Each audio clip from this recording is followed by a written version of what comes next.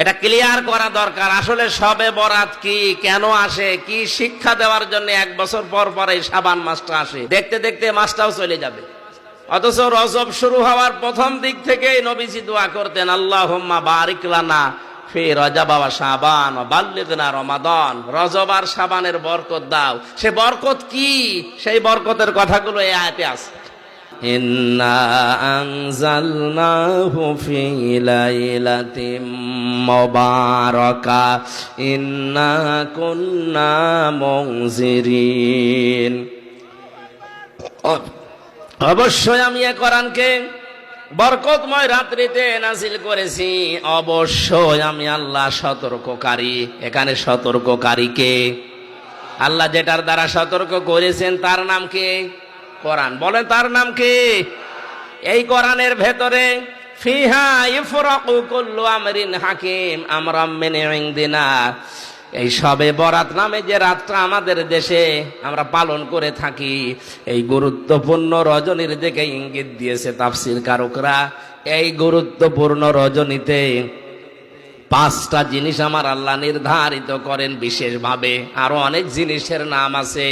5টা জিনিস আমার আল্লাহ এই দিন তার আদেশ অনুযায়ী স্থির করেন। জোরে বলেন সুবহানাল্লাহ।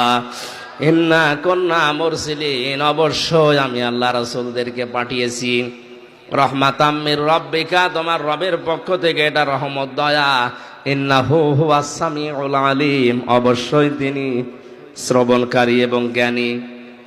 এখানে শবে কদর সম্পর্কে আমি 5টা হাদিস আমার দৃষ্টিতে পেয়েছি।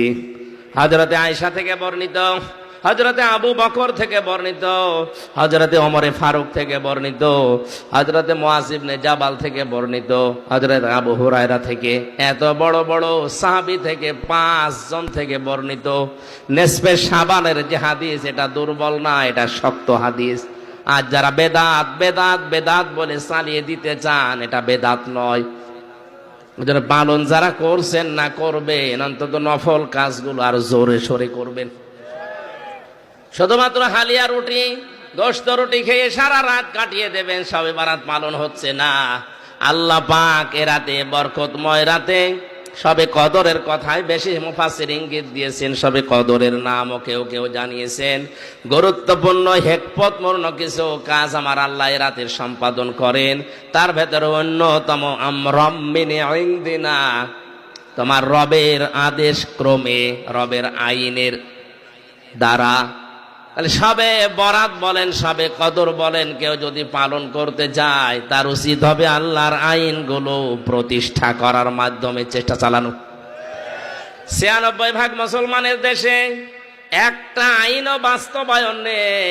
শবে কদর শবে বরাত পালন করা নিয়ে আমরা হুড়োহুড়ি মারামারি করে শেষ করে দিচ্ছি। অথচ আসল যদি আমরা বুঝে নিতাম, নামাজ পড়া ফরজ পড়ি, যাকাত দেওয়া ফরজ অন্তত কিছু না কিছু দেই, হজ করা ফরজ করে আসি, রোজা রাখা ফরজ কয়েকদিন পরে শুরু হবে। কিন্তু আকিমুদ্দিন, দিন কায়েম করা যে নামাজের মতো ফরজ, এটাকে রাজনীতি মনে করে ছেড়ে দেয়।